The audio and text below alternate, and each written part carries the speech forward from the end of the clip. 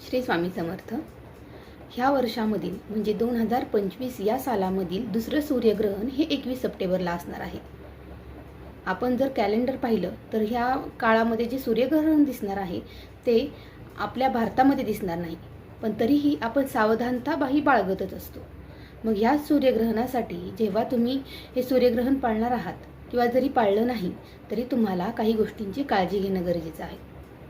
तर त्यामधील सगळ्यात महत्त्वाची पहिली गोष्ट म्हणजे तुम्ही सूर्यग्रहण झाल्यानंतर तुमच्या शेजारी कुठली जर पवित्र नदी असेल तर त्यामध्ये जाऊन तुम्ही स्नान करू शकता. हे जर पर्याय तुम्हाला शक्य नसेल तर तुम्ही तुमच्या घरामध्येच ज्या पाण्याने स्नान करणार आहात त्यामध्ये तुम्ही गंगाजल मिसळा.